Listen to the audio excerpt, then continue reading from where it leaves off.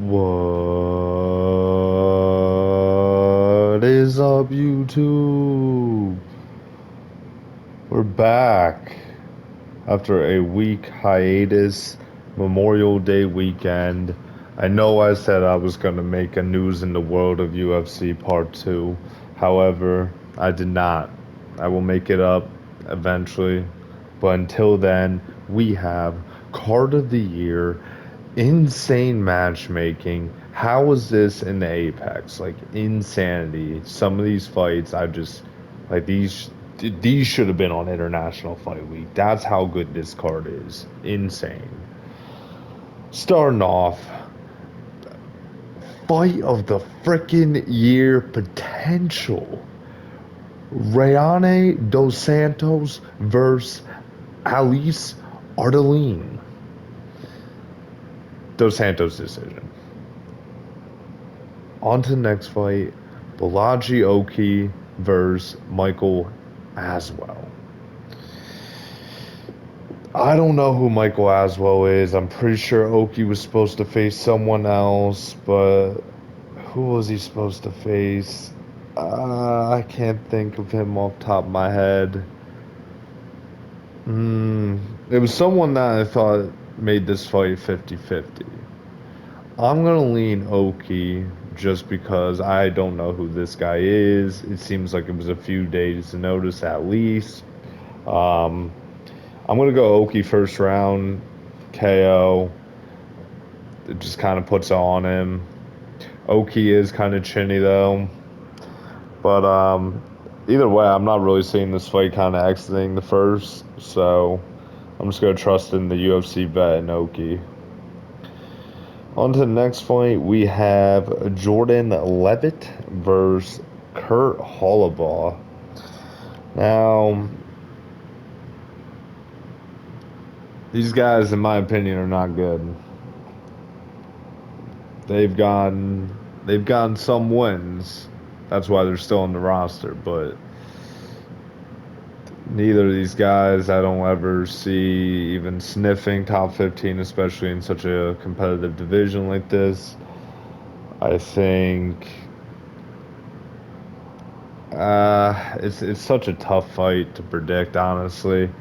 I'm probably gonna go with Kurt Hollabaugh by decision, which pains me because I can never trust in the current tough fighters outside of maybe like Myron Santos, but like this guy's coming off the Chandler McGregor season. He won somehow, but like it was like weird. All the vets beat all the rookies. Like Chandler's team, I'm pretty sure swept the whole thing outside of like one guy, and so I don't know. I don't really think Hollowball's that good. Don't think Levitt's that good. I feel like I probably should be leaning Levitt, but I'm going to trust in the well-roundedness of Kurt Hollowball rather than Levitt getting lucky and getting this guy to the ground and looking for a sub or just holds him down there. So we'll go with Hollowball decision. I could definitely see myself eating words there. On to the next fight, though, we have Alan Nascimento versus Jafel Filho. So I'm gonna rock with Filho by decision. I was very tempted to do him by like submission, but I'm seeing this at a catch weight. I'm not really knowing the background details of that. Oh my goodness, Diamond. Purple though. Tatis? Oh, Ellie. Oh my goodness. Oh, I thought I did it. Oh, that's tough. All right, back to the video. But yeah, essentially, I think Philo's been out for a while as well. Nascimento, I think it was his last fight or the one before that, just kind of showed that I really can't trust that guy. So either way, I'm gonna go with Filo by decision. Um, I feel like that's just a safe bet. I don't know, but we'll see what happens there.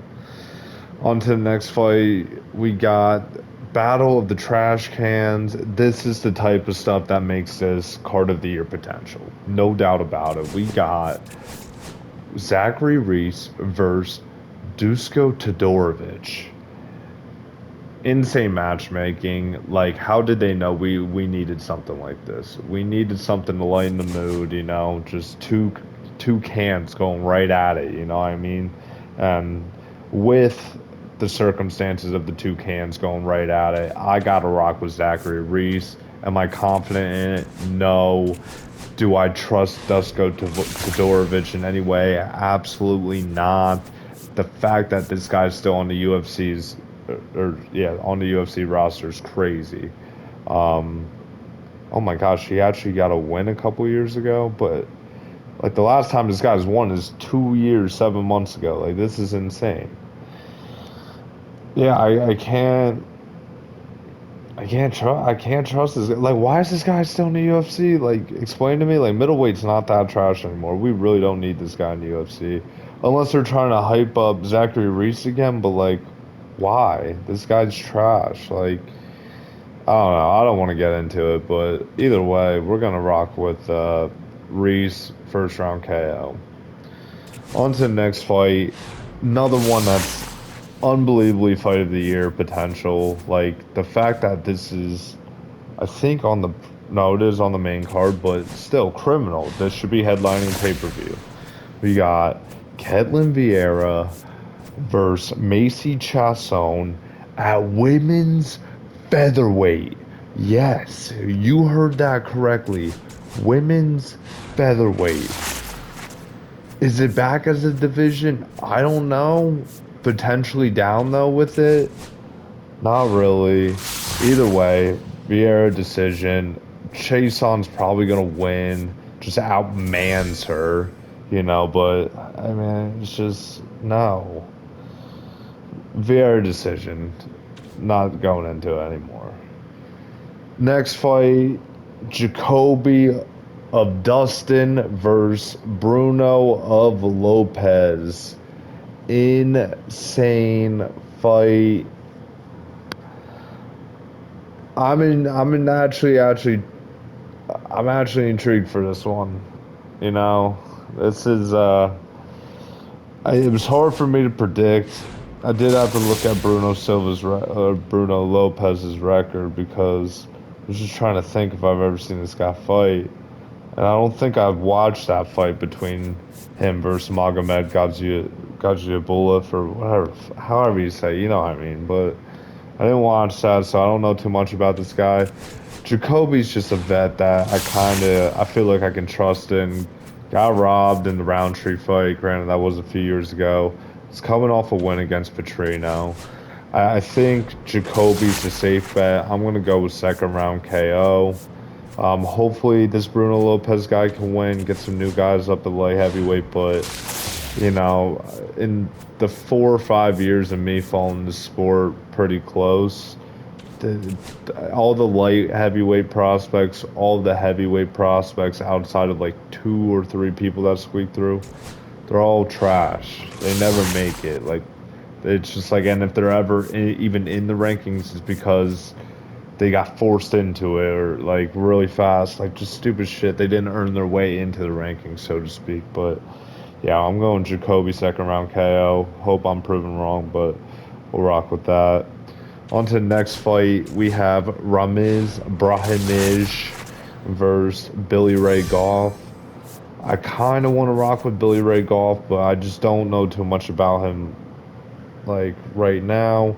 Brahimaj historically is a trash fighter, but he looked really good in that last fight. Who did he face though? If he faces Scrub, I'm not gonna change my pick, but oh, it's Mickey Gall. Ugh. Oh man, I'm still gonna rock with Brahimaj by third round KO, but yeah, I'm definitely in my words there. And I would love to see that, honestly. I think Billy Ray Goff has a fun fighting style. I'm trying to think. Yeah, he was like in an absolute war. Yeah, it was against Trey Waters. That's what I thought. Okay. That was a great fight, so we'll see what happens with that though. On to the next fight. In all honesty, I know I joke about all this fight of the year type stuff, card of the year, but this is the real main event. We got Mateusz Gamrot versus Ludovit Klein. I think this fight is actually very intriguing. I'm actually really looking forward to this. This should be the main event. It shouldn't be Blanchamagomedov versus Barber. Like, I get it though because of their higher rankings, potentially title eliminator. But yeah, I'm gonna have to rock with Gamrot here by decision. I think we're going to see a lot of high level scrambles here. I think the striking on both these guys' sides is going to look good. Um, both these guys don't really have power, but like I think we'll see some good combos landed. It's going to be a good fight. I don't think it's going to be a war though. Like it's going to be very technical, fairly slow at some points, but I think it's going to be like a good one to like look back on and potentially rewatch, you know, something like that. But yeah, either way, um, I I feel like it's gonna be kind of close though. I'm seeing like I keep thinking it's a 5 rounder, it's a 3 rounder. I'm feeling like a 29-28. Actually, no, I think we're gonna have some weird scorecards here. Like I can see like a 30-27 Gamrot, a 29-28 Gamrot, and I can see it being split, and then we got a 29-28 Ludwig Klein. So I'm seeing something weird happening, but like it's pretty competitive. But like you can also argue that Gamrot won all 3 rounds, but you can also argue that Klein might have won too. I don't know. It's gonna be like a weird one like that. But looking forward to that fight. That should be a good one, honestly. But moving on to the next fight, we have Blanche Amagomedov versus Macy Barber. Um, I gotta rock with Blanche. Specifically, after that weight cut miss for Barber, she looked horrible on the scale. She has an injury history. It's I don't know. I think I was probably gonna lean Blanchfield anyway. I thought it was gonna be pretty competitive. I feel like Blanchfield might just find a way to ragdoll her. But yes, is there a sick, twisted reality where Barber just keeps her on the feet the whole time and just piecing her up, and Blanchfield still looking like she has no striking and never trained striking? Yes, I could see it. It's very possible. However, I'm going to trust in grappling of Blanchfield. I'm going to back myself up by saying that the weight cut was too much. That's why she missed it. And I'm going to rock with Blanchfield. But part of me also wants to go Barber decision in a competitive fight because let's be real. At least what I picked up thus far is the UFC wants like Macy Barber to be champ. Like with all the weird decisions she's been in, I mean I don't know though because she lost to Roxanne Modafferi or whatever, but I don't even know if that was a competitive fight or whatever. But yeah, either way, with the Maverick decision, there was like another one where like she didn't deserve. Like I feel like the UFC wants her to be champ, but hopefully Blanche Magomedov can wrestle fuck her to death, you know, something like that. So we'll see what happens. Either way, um, that's the card. It's trash. It's whatever. You know, you can't really do much about it. But yeah. And then I'm not looking forward to next week. Week after that, I'm looking forward to, which is crazy. I should be looking forward to next week because it's a pay-per-view. But yeah, no, not really looking forward to that. We'll break that one down. We'll go get after it. But until then, just rocking with this. I'll be tuning in. I'll try to watch the whole card, but I might get bored and start playing the show. You know how it goes. I'm out, YouTube. That's it for me.